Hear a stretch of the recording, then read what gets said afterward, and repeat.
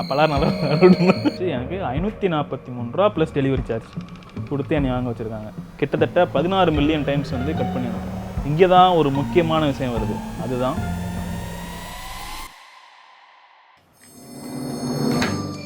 இன்றைக்கி நான் ஒரு பொம்மை கொண்டு வந்திருக்கேன். இதை நீங்கள் நிறைய பேர் பார்த்துருக்கலாம், பார்க்காதவங்களுக்காக.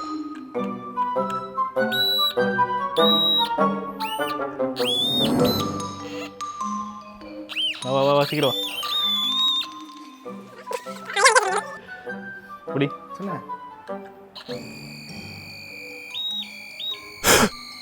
கை கொடு.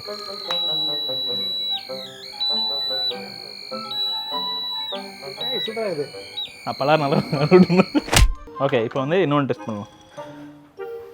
ஓகே, இந்த ரோப்பை நான் அப்படி தண்ணியில் முக்கிக்கிறேன். ஓகே, முக்கிட்டு இந்த பொம்மையோட ஒரு சைடில் கட்டிக்கிறேன். இப்போது மேலே பிடிச்சிட்டு இழுத்தேன் அப்படின்னா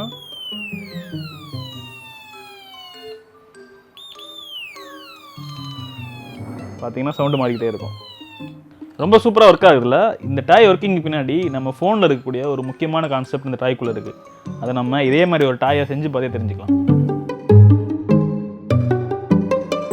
இந்த டாய் எப்படி ஒர்க் ஆகுதுன்னு தெரிஞ்சுக்க முன்னாடி நம்ம 2 விஷயத்தை தெரிஞ்சுக்கணும். ஒன்று, ஸ்பீக்கர்.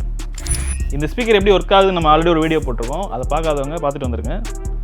ஸோ இந்த ஸ்பீக்கரில் நம்ம பேட்டரியிலேருந்து வர கரண்ட்டை கொடுத்தோம் அப்படின்னா இது ஒழுங்காக ஒர்க் ஆகாது. ஏன் அப்படின்னா நம்ம பேட்டரியிலேருந்து வர டிசி கரண்ட்டை கொடுக்கும்போது இந்த காயில் ஒரு மேக்னெட்டாக மாறி ஒரு இடத்துல லாக் ஆயிரும். இதுவே நம்ம ஏசி கரண்ட்டையோ இல்லை கரண்ட்டை விட்டு விட்டு கொடுத்தோம் அப்படின்னா இது மேக்னெட்டாக மாறும், டிமேக்னடைஸ் ஆகும், மேக்னெட்டாக மாறும், டிமேக்னடைஸ் ஆகும். இதனால இந்த டயஃப்ரம் முன்னப்பின மூவ் ஆகிறதுனால நமக்கு இந்த ஸ்பீக்கர் ஒர்க் ஆகும். அது அவ்வளவுதான். ஆனால் இந்த டாயை நம்ம பிரித்து பார்க்கலாம். ஓகே, இந்த டாயில் பார்த்தீங்க அப்படின்னா 2 டிசி பேட்டரி தான் கொடுத்துருக்காங்க. ஆனால் இதில் ஏசி எதுவுமே இல்லை. அப்புறம் எப்படி இந்த ஸ்பீக்கர் பாடுது? இங்கே தான் ஒரு முக்கியமான விஷயம் வருது. அதுதான் ஆசிலேட்டர். இந்த ஆசிலேட்டர் அப்படிங்கிறது ஒன்றுமே இல்லை. நம்மளோட ஹார்ட் எப்படி ஒரு நிமிஷத்துக்கு 72 வாட்டி துடிச்சு நம்ம உயிரோட வச்சிருக்கோ, அதே மாதிரி இந்த ஆசிலேட்டர் தான் நிறைய எலக்ட்ரானிக்ஸ்க்கு பல்ஸ் கொடுத்து அதை உயிரோட வச்சிருக்கும். இந்த ஆசிலேட்டரோட வேலை என்ன அப்படின்னா, நான் எப்படி இந்த ஸ்பீக்கருக்கு பேட்டரிலேருந்து வர கரண்ட்டை விட்டு விட்டு கொடுத்தனோ, அதே மாதிரி நம்ம பேட்டரிலேருந்து வர கரண்ட்டை இது கட் பண்ணி அனுப்பும். இது எந்த அளவு கட் பண்ணி அனுப்புது அப்படிங்கிறது தான் இதோட ஸ்பீடு. ஸோ இது எக்ஸாம்பிளுக்கு எடுத்துக்கிட்டீங்க அப்படின்னா 16 மெகாஹெர்ட்ஸ், அதாவது இது நம்ம கொடுக்குற டிசி கரண்ட்டை கிட்டத்தட்ட 16 மில்லியன் டைம்ஸ் வந்து கட் பண்ணி அனுப்பும். இதுவே நீங்கள் ஃபோன் வாங்கும்போது அந்த ஃபோனோட ப்ராசஸர் ஸ்பீடு 2.4 GHz, 5 GHz இந்த மாதிரி சொல்லியிருப்பாங்க. இதுக்கு அர்த்தம் அது கிட்டத்தட்ட ஒரு 240 கோடி டைம் அதை கட் பண்ணி அனுப்பும். இப்போ நீங்கள் உங்கள் கையில் இருக்க வாட்சை எடுத்துக்கோங்களேன். அந்த வாட்சுக்குள்ளேயே ஒரு ஆசிலேட்டர் இருக்கும். அது கிட்டத்தட்ட ஒரு செகண்டுக்கு 32,768 டைம் பல்ஸ் கொடுக்கும். இந்த 32,768 டைம்ஸ் பல்ஸ் அந்த ஐசிக்குள்ளே போகும்போது தான் அது ஒரு செகண்ட் அப்படின்னு கவுண்ட் ஆகும். இதிலிருந்தே ஆசிலேட்டர் அப்படிங்கிறது எவ்வளோ முக்கியம் அப்படிங்கிறது உங்களுக்கு புரிய வந்திருக்கும். இந்த மாதிரியான ஆசிலேட்டர் தான் நீங்கள் யூஸ் பண்ணுற கம்ப்யூட்டர், லேப்டாப், மொபைல் ஃபோன் இந்த மாதிரி விஷயங்கள்லாம் இருக்கும். அது அந்தந்த டிவைஸோட பவர் அண்ட் ஃப்ரீக்வன்சிக்கு ஏற்ற மாதிரி செட் பண்ணி வச்சிருப்பாங்க. இந்த அளவுக்கு முக்கியமாக இருக்க இந்த ஆசிலேஷனை கிரியேட் பண்ணுறதுக்கு நிறைய ஆசிலேட்டர்ஸ் இருக்குது. எக்ஸாம்பிளுக்கு எடுத்துக்கிட்டிங்க அப்படின்னா இதை வந்து கிறிஸ்டல் ஆசிலேட்டர்னு சொல்லுவாங்க. இதுதான் நம்ம நிறைய எலக்ட்ரானிக் டிவைஸில் பார்க்க முடியும். இவ்வளோ ஆசிலேட்டர்ஸ் இருந்தாலும் ரொம்ப சீப் அண்ட் பெஸ்ட்டாக ஒரு ஆசிலேட்டர் இருக்குது. அதுதான் நம்மளோட 555.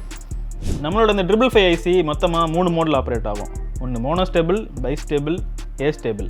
இதில் நம்ம யூஸ் பண்ண போகிறது ஏஸ்டேபிள் மோட். இதில் தான் இதால் கண்டினியூஸாக பல்ஸை ஜென்ரேட் பண்ண முடியும். இந்த ஏஸ்டேபிள் மோட், அதாவது ஆசிலேட்டர் மோடில் ஒர்க் பண்ண வைக்கக்கூடிய சர்க்யூட் டயக்ராம் இதுதான். இந்த சர்க்யூட்டில் ரொம்ப முக்கியமான காம்பனண்ட் இந்த 2 ரெசிஸ்டர் அப்புறம் ஒரு கெப்பாசிட்டர். இப்போ நம்ம இந்த சர்க்யூட்டுக்கு பவர் கொடுக்கும்போது இந்த ரெசிஸ்டரை கடந்து இந்த கெப்பாசிட்டர் மெதுவாக சார்ஜ் ஆக ஆரம்பிக்கும். இப்படி கெப்பாசிட்டர் சார்ஜ் ஆக போகும்போது நமக்கு அவுட்புட்டில் வோல்டேஜ் வந்துக்கிட்டே இருக்கும்.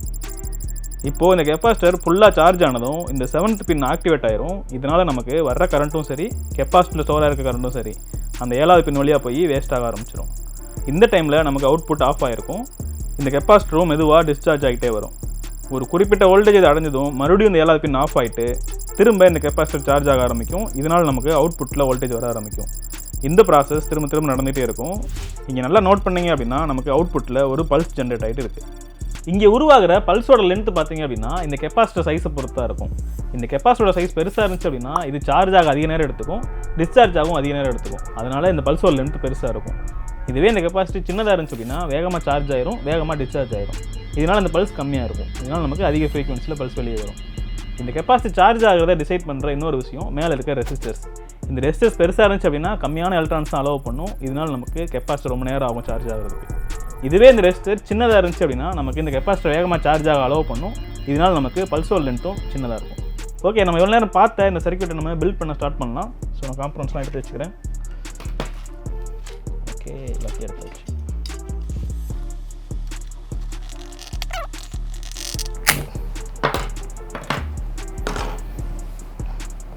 ஓகே, ரொம்ப அருமையாக உடையுது. அடே ஒரு பொசிஷனுக்கு வாடா. என்ன அதுக்கிட்ட போய் பேச்சுவார்த்தை நடத்திக்கிட்டு? ஓகே, 555 மாட்டியாச்சு. சால்டர் பண்ணிடலாம்.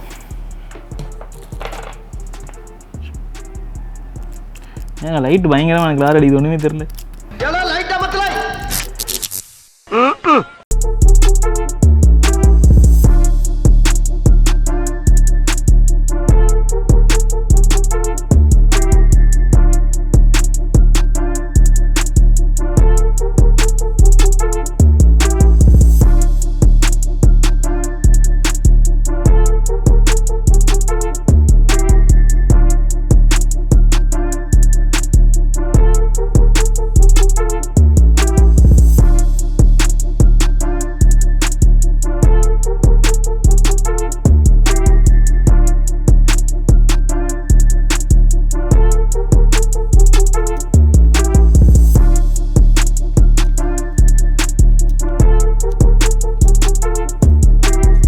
இப்போ இந்த சர்க்யூட்டில் ஒரு சின்ன சேஞ்ச் பண்ண போகிறோம். அது என்னன்னா, அந்த ரெசிஸ்டர் இந்த இடத்துல கட் பண்ணிவிட்டு அந்த இடத்துல நானே ஒரு ரெசிஸ்டராக நிற்க போகிறேன். ஸோ அதுக்காக நான் ஒரு ஒயர் கொடுத்துருக்கேன், அதை கட் பண்ணிக்கிறேன். பேட்டரியும் கனெக்ட் பண்ணிக்கலாம். ஓகே, இப்போ இந்த 2 இடத்துலையும் நான் வந்து என் விரல் வைக்கிறேன். இப்போ என் மூலமாக கரண்ட் போகும்போது இந்த இடத்துல சவுண்டு மாறுறத உங்களால் பார்க்க முடியும்.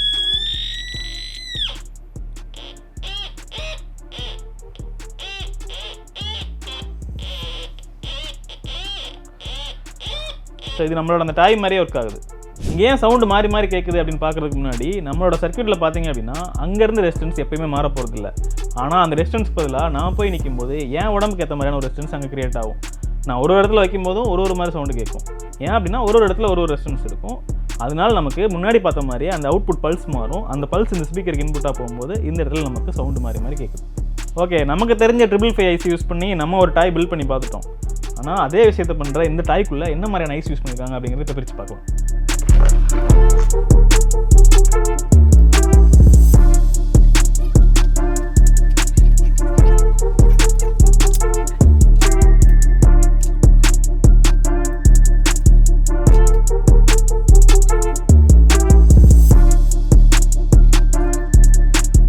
ஓகே, நம்ம இதை பிரிச்சிட்டோம்.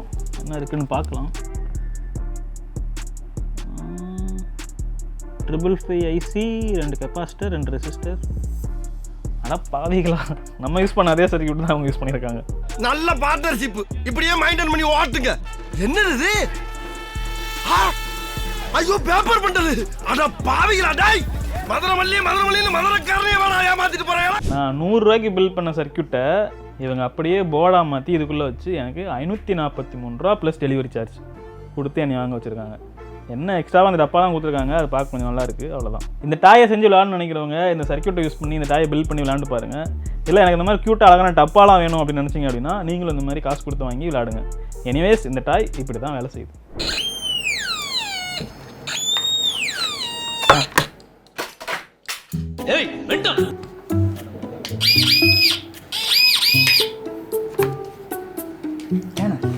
இதில் கனெக்ட் பண்ணிப்போமா? ஆ,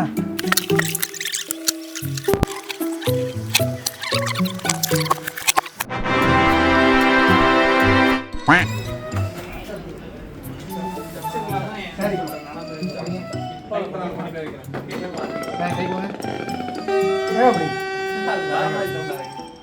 வரல, வராது. இதை பிடிச்சாதான் வரும்.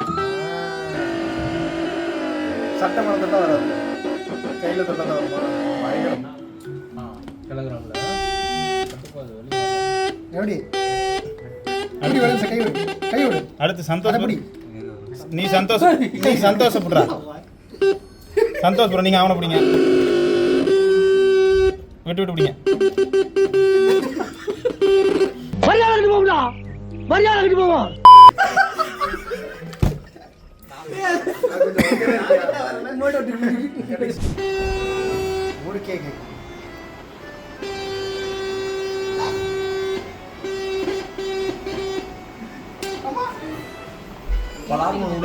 எங்க வேணா பிடிங்க. ரீவைண்ட் பண்றா. க்ளோஸ் போ.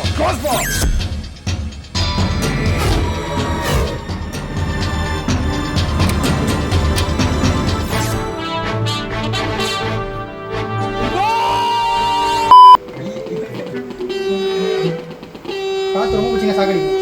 ஜோக்கா ஜோக்கா அவ்வளவுதான்.